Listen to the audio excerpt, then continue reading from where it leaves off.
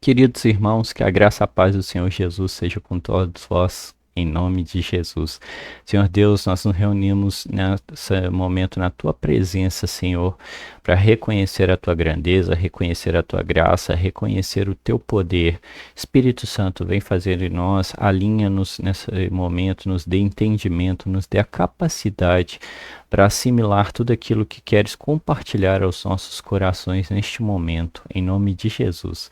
Queridos irmãos, gostaria mais uma vez de compartilhar com vocês uma palavra, trazer um alinhamento aqui acerca daquilo que o Espírito Santo tem compartilhado comigo, com a minha vida, acerca daquilo que, lendo ali, meditando na palavra do Senhor, me tem sido liberada a clareza.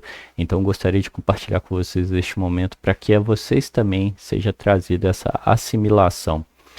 Primeiramente, o texto base aqui no qual nós teremos está lá no livro de Crônicas, no capítulo 7, verso 14, que nos diz o seguinte, a palavra do Senhor: Se o meu povo, que se chama pelo meu nome, se humilhar e orar, buscar a minha face e se afastar dos seus maus caminhos, dos céus eu o ouvirei, perdoarei o seu pecado e curarei a sua terra. Em algumas traduções até fala sararei a sua terra, mas enfim, ponto-chave aqui, o ponto crucial é esse: é se humilhar, orar, buscar a face do Senhor.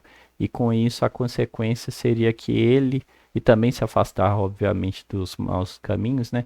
A consequência disso seria que o Senhor sararia, curaria a nossa terra. Queridos, nós hoje estamos vivendo um cenário um tanto um quanto conturbado na nossa nação. E eu vou falar algumas coisas aqui com vocês que talvez até possa soar um pouco redundante, mas eu preciso trazer exatamente essas palavras para alinhar com aquilo que eu creio que o Senhor tem para falar conosco através da minha vida aqui. Que nada mais é do que o seguinte: toda escuridão, ela nada mais é do que a ausência de luz. Ou seja, todo mal nada mais é do que a ausência de Deus. E nós estamos vivendo um cenário, como eu disse, na nossa nação, onde tem prevalecido a corrupção, tem prevalecido a lascívia, tem prevalecido todo tipo de sujeira, tanto a nível espiritual quanto a nível também natural. Nós temos visto aí muitos debates ultimamente acerca de circunstâncias que não era para nós como nação brasileira estarmos vivendo. E o interessante disso é que a culpa, eu sei que a gente vê representante X, Y, Z de cada classe, de cada cenário, enfim, mas a culpa de tudo isso, de fato, ela é da igreja. Por que a culpa é da igreja? Porque nós como igreja, nós nos desviamos. Nós como igreja, nós deixamos de nos posicionar. E é interessante que nós fomos para um caminho extremamente perigoso, que é o seguinte: a gente começou a cantar e ter sucesso. A gente começou a pregar e ter sucesso. Inclusive as pregações que hoje em dia são as pregações mais escutadas, não são aquelas pregações que trazem o arrependimento, mas são pregações que falam que eu estou no caminho certo, são pregações que falam que a vitória está próxima, são pregações que tiram a minha responsabilidade e faz com que pareça que o cenário está às mil maravilhas. Mas se de fato essas pregações estivessem condizendo com a verdade, será que nós estaríamos vivendo hoje como nação brasileira da forma como estamos? Como cristãos, muitas vezes, da forma como estamos? Será que de fato essas pregações elas têm a ver com a realidade que nós estamos buscando ou vivendo? Enfim, mas o foco muitas vezes dessa pregação é trazer uma paz, só que é uma falsa paz. Não é a paz verdadeira, porque a paz de Cristo não é a paz aquém da guerra, ou seja, para longe da guerra, mas a paz de Cristo é uma paz que mesmo dentro da guerra, ela prevalece. E será que de fato hoje nós temos sentido essa paz no nosso coração, que mesmo em períodos de guerra, a gente sabe onde está o nosso alvo, a gente continua, persiste, porque a gente sabe aquilo que nós estamos vivendo? E além disso também, nós criamos um padrão de autossuficiência, no qual nós até mesmo paramos de orar. Por que nós paramos de orar? Nós não estamos mais nos guiando pela palavra do Senhor, não estamos nos guiando por aquilo que Deus tem nos dito, mas nós temos nos guiado por aquilo que os nossos desejos têm nos dito. A gente tem se guiado por aquilo que a gente acha que é bom para si mesmo. E olha, eu imagino que a maioria aqui que me escuta já tem uma caminhada cristã e entende que lá no começo você não dava um passo sequer sem consultar a Deus. Você não ia para a direita, para a esquerda, não fazia uma determinada coisa sem consultar a Deus. E hoje nós temos, como eu mencionei, nos guiado muito mais pelos nossos interesses, por aquilo que parece bom aos nossos olhos, do que por aquilo que Deus está aprovando. E eu preciso retornar ao texto bíblico para exatamente trazer esse entendimento. Olha o que o Senhor Deus nos diz aqui. Ele não está falando sobre suficiência ou autossuficiência, mas ele está falando sobre se humilhar, buscar a face do Senhor e se afastar dos seus maus caminhos. Deus está trazendo o seguinte: nós hoje temos nos responsabilizado por coisas na nossa vida.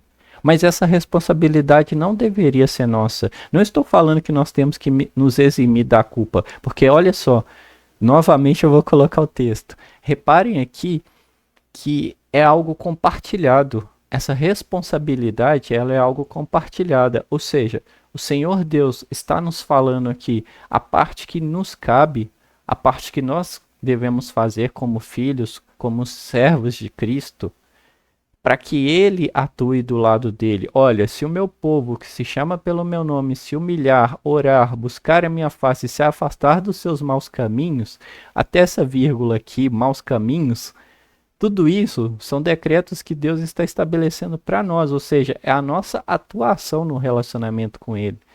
E será que hoje a gente tem se humilhado perante o Senhor? Será que hoje a gente tem orado ao Senhor? A gente tem buscado a face do Senhor? A gente tem se desviado dos maus caminhos? E o interessante nesse ponto aqui é que até aqui, olha o quanto Deus é responsável por isso. O ser humano, a palavra vai nos dizer que nós temos corações que são enganosos. Então, como ser humano, como que eu vou ter conhecimento e entendimento se aquilo que eu estou escolhendo para mim é bom ou não? Se aquele caminho que eu estou colocando diante de mim é um caminho ok ou não? Então, o Senhor vem nos dizer isso, sobre afastar dos maus caminhos. Mas, cara, eu como humano não tenho capacidade de julgar. Eu não consigo olhar para o início de uma estrada e saber no final dela lá onde ela vai dar. Eu não tenho essa capacidade, então até nisso eu sou dependente de Deus. Até para avaliar o início e o fim de uma caminhada, eu preciso que o Senhor me ajude, me apoie naquela tomada de decisão. E aí, em contrapartida, quando eu cumprir esses requisitos, quando eu ticar, né, marcar ali cada uma dessas tarefas, vamos falar assim, que Deus me atribuiu, olha da parte de Deus o que Ele promete que Ele fará. Eu ouvirei do céu. Ou seja, a nossa oração não vai bater lá e ficar sem resposta. Ele vai ouvir. Ele vai perdoar os nossos pecados. Ou seja, ele vai nos libertar da culpa, até dos males, das coisas erradas que nós fizemos. E a consequência disso, e curarei, sararei a sua terra.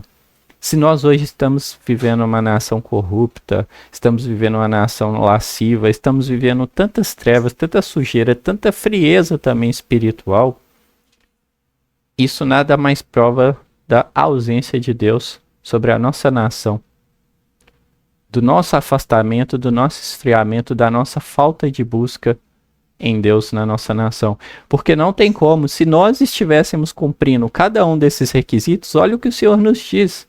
Se nós estivéssemos orando, se nós estivéssemos buscando, se nós estivéssemos nos humilhando, se nós estivéssemos nos desviando do nosso mau caminho, a consequência disso seria que nós teríamos hoje uma terra sarada, uma terra curada.